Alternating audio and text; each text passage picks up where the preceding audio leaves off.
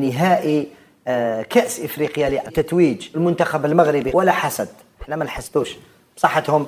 المنتخب المغربي تتويج أظهر مرة أخرى أنه الأقوى إفريقيا، فاز تقريبا بكل الألقاب، جائزة أحسن لاعب، جائزة أحسن حارس، جائزة أحسن مدرب، جائزة أحسن فريق، وفاز بالأداء والنتيجة بعد أن سحق الجميع.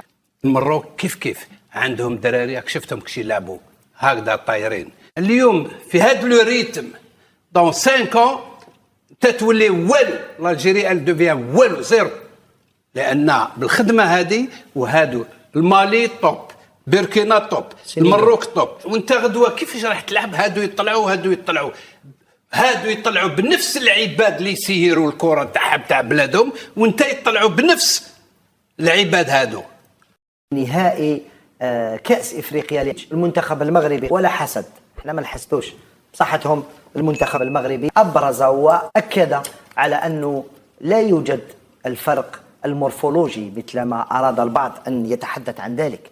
الفرق المورفولوجي بين المنتخب المغربي لم نشعر به تماما في نهائي كأس إفريقيا. المنتخب المغربي كان مسيطر وكان متفوق في النتيجة، ويتمكن من إحراز هذا اللقب الغالي الذي يشاهد لقاء النهائي يشهر هذه البطاقة الحمراء لمسؤولين اللي رم يقروا في المنظومة الكروية.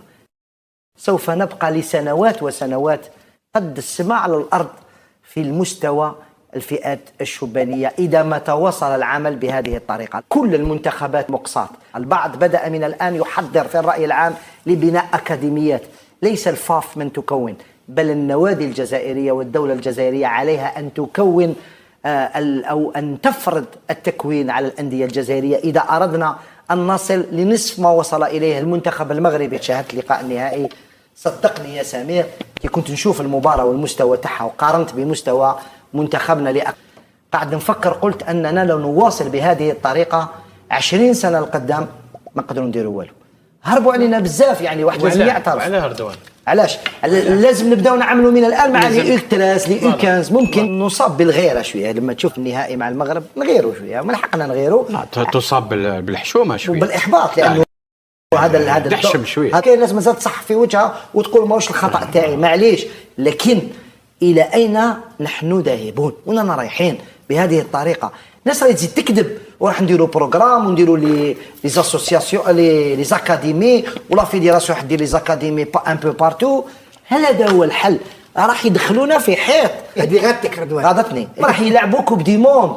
هاد الناس راهي هربت علينا بزاف، الوغ احنا كنا ما نقولش نضحكوا عليهم، ولكن احنا كنا نبانوا كاننا قراب من اوروبا. احنا نعرفوا خير من افريقيا السوداء، ولو اننا احنا كامل اوني دي افريقيا. باسكو افون كانوا رجال اللي يسيروا لي كلوب واللي يسيروا الفيدراليه، كانوا رجال، كل شيء بالرجال ماشي بالمال.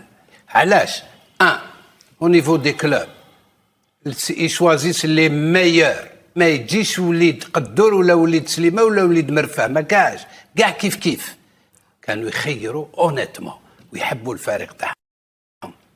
او نيفو فيدراسيون كانوا يخدموا، فهمت؟ هادو هما اللي حنا دركا ما عندكش. لو كان ديروا لونكات تاعكم انتوما كجورناليست سير ليكيب تاع هاديه اي 17، ديروا برك انكات وشوفوا اسكو سي لي ميور كي اون ايتي شوازي. هذه صح، ماشي سي با لي ميور. سي با لي ميور. وبالدليل نروح لك دوكا، تكلمت انت على المالي. هل المالي عندها لي موان كيما الجيري؟ مستحيل. عندهم دراري شفتهم كشي يلعبوا هكذا طايرين.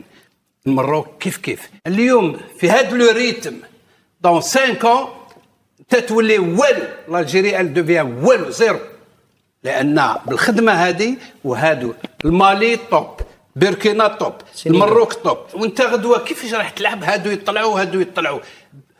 يطلعوا بنفس العباد اللي يسيروا الكره تاع بلادهم، وانت يطلعوا بنفس العباد هادو. هما يروحوا الفوق وانت تقعد غير تكذب وتخلص صحابك في التلفزيون وسارتان باش يهضروا عليك بالكذب وكذا، كلش كذب. هذه وحده. ديفلوبي ان بي، ديفلوبي اون بارتي، وليسي لو سبور كي حاجه مهمه فيتال لا فيترين تاع لا ناسيون بور لو سبور. يقول لك هذيك البلاد اليوم بون سونتي اترافيرس لي سبور تاعها، تخليها بجيح. ما كاش منها هذه ديفلوبي اون ميم طون، هذه بوكو بليس تعطي لها لامبورطونس، لان عندك سي ان بي دو جون كاع صغار، الشعب هذا كاع صغير، ولو كان فوتبول زيت ماساكر ودخل فيه غير الفساد راحت عليك شبيبه تاعك. ما نغطيوش الشمس بالغربان. اونتر طون تيليمينينا في لي او 20، حضرنا ديك النهار على لي او 20 لي ايليميني ومن بعد روبيشي ومن بعد زدنا ايليميني. ما نقولوش بلي دينا كوباراب كاس العالم 23 غير معترف بها من طرف الفيفا باش نشوفوا هام لي كومبيتيسيون معترف بهم الدوله. واهلا بكم اعزائي متابعينا على قناتنا على اليوتيوب. دايما ثمرة الجهد وثمرة العرق وثمرة التعب والخطط الاستراتيجية اللي بيعملها المغرب عشان يستعد ليه كان 2025 أو بطولة كأس العالم 2030. دايما الإعلام الجزائري بيشكك في قدرة المغرب على استضافة كان 2025، ودايما بيتكلم في مواضيع خاصة بملاعب كرة القدم. لكن انا بقول لكم بان المغرب والحاجة الكويسة اللي فيه، فاحنا بنتكلم في ان اللجنة المنظمة لكأس افريقيا اللي هتستضيفها المغرب اختارت 9 ملاعب في 6 مدن مختلفة لاستضافة نهائيات بطولة كأس افريقيا في ديسمبر المقبل. الاعلام الجزائري بيقارن بين ملعب نيلسون مانديلا اللي يعتبر اكبر ملعب في الجزائر وملاعب المغرب. هنشوف القصة ماشية ازاي في المغرب وايه الملاعب اللي المغرب هتعملها عشان تعرفوا بان المغرب قادرة على تنظيم كأس العالم لوحدها، مش كأس افريقيا او كأس العالم بالمشاركة مع اسبانيا والبرتغال. اللجنة المنظمة لكأس افريقيا في المغرب اختارت 4 ملاعب في الرباط في العاصمة، وهيقام في الملعب المركب الرياضي في الامير مولاي عبد الله اللي بيسعى لأكثر من 70,000 مشجع. هيستضيف المباراة الافتتاحية ونصف النهائي إلى جانب الملعب المجدد في طنجة. احنا عارفين في ملعب في مدينة طنجة تم تجديده، وملعب محمد الخامس في الدار البيضاء هيستضيف المباراة النهائية لما أقيمت البطولة دي قبل كده سنة 1988. لكن المقرر ان يستضيف ربع النهائي فقط هذه المرة اللي هو ملعب محمد الخامس الى جانب ملاعب اجادير وفاس ومراكش. البطولة افريقيا اللي بيعتمد متسبي وقال تصريحات مهمة جدا رئيس الكاف ان المغرب قادرة على استضافة واستيعاب اي عدد من المنتخبات، وانه على يقين بان المغرب تقدر تنظم كان او بطولة افريقيا يتحاكى عنها الجميع. البطولة بتضم 24 فريق، هيكون في الفترة من 21 ديسمبر إلى 18 يناير 2026. المغرب المشارك في كأس العالم مع اسبانيا والبرتغال واخد بطولة الافريقية بطولة تحضيرية لكأس العالم، عشان كده هتشوفوا بطولة محترمة. واحنا عارفين طبعا ان التخطيط لبناء ملعب بيتسع ل115,000 مشجع في مدينة الدار البيضاء. والمفاجأة في الانتهاء من الإشغالات بتاعه، المفروض انها تنتهي إشغالاته في 2027، لكن أنا بقول لكم على نهاية عام 2026 هيكون الملعب خلص. وده الأمل الكبير جدا للمغرب في إنه ياخد المباراة النهائية أو ياخد المباراة الافتتاحية. الحكومة المغربية بقى قالوا ان الملعب ده هيكلف 500 مليون دولار. تجديد الملاعب وده اللي شغال عليه المغرب حاليا، واللجان المنظمة سواء في بطولة افريقيا الكان او اللجنة الخاصة بكأس العالم 2030، تجديد الملاعب في الرباط وطنجة قبل كأس الافريقية، وده خلاص خلصت، تم تجديد الملاعب. والمغرب هيحدث ملاعب في أغادير وفاس ومراكش برضو، هي مدن مرشحة لاستضافة كأس العالم 2030. يبقى احنا عندنا في الرباط ملعب مولاي عبد الله هيستضيف 7 مباريات في بطولة الأمم الإفريقية، منها النصف نهائي وممكن النهائي.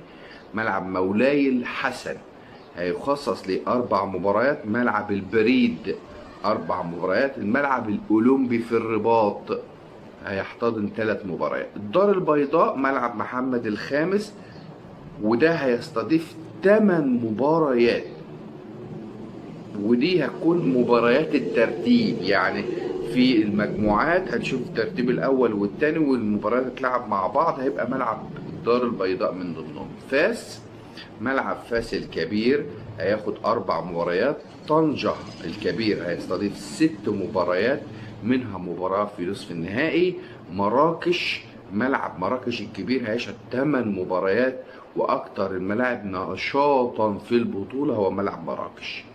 أكادير هيستضيف 8 مباريات، وهيكون مسرح لمباريات مهمة جدا ملعب أكادير طبقا للجنة المنظمة. يبقى أنا قلت لكم على مجموعة المباريات، قلت لكم ازاي المغرب موزع المباريات على الملاعب عشان تعرفوا الناس دي شغالة وعارفين هما بيعملوا ايه من قبل بداية البطولة ب5 أو 6 شهور. دي خطة المغرب عشان يوفر تجربة مهمة جدا للجماهير اللي هتحضر. هيبقى فيه طبعا كمية جماهير كبيرة جدا جدا هتيجي تحضر تشجع منتخبات بلادها، وهيكون كل شيء متاح وعلى الرحب والسعة لكل الجماهير بكل انتماءاتها وبأي ألوانها وبأي جنسية.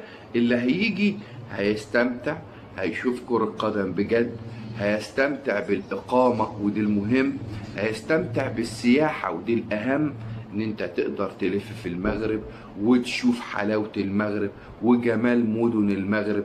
كل الكلام ده متاح في بطولة إفريقيا. الجماهير اللي هتحضر هذه البطولة المميزة، بطولة الاتحاد الإفريقي لكرة القدم، هي فرصة كبيرة جدا المغرب بيستغلها عشان يوري لكل الإعلام. هاتلي بقى الإعلام كله، مصري، تونسي، جزائري، غيره، حتى الإعلام الأوروبي، المغرب هيوري له إن البنية التحتية الخاصة بيه المتميزة جدا جدا، واللي مخلية المغرب إلى الآن في مكانة رياضية عالمية محترمة جدا جدا جدا. كأس إفريقيا 2025 نسخة هتكون للتاريخ، ده بناء على اللي أنا بسمعه من اللجنة المنظمة في المغرب وغيرهم. متنسوش تعملوا لايك للفيديو واشتراك في القناة، تفعلوا زر الجرس، عندي أخبار وحصريات وكواليس. وقبل ما ننتهي هنقول لكم على الكواليس، لأن طبعا خلاص العلاوي نجم المنتخب الشباب رضا العلاوي متوسط ميدان نادي الفتح الشباب انتقل رسميا إلى نادي هال سيتي. كل التوفيق لأحبائنا في المغرب وشبابنا في المغرب، ونتمنى التوفيق لمنتخب المغرب للشباب في مباراته أمام جنوب إفريقيا ويفوز بكأس إفريقيا المقامة في مصر.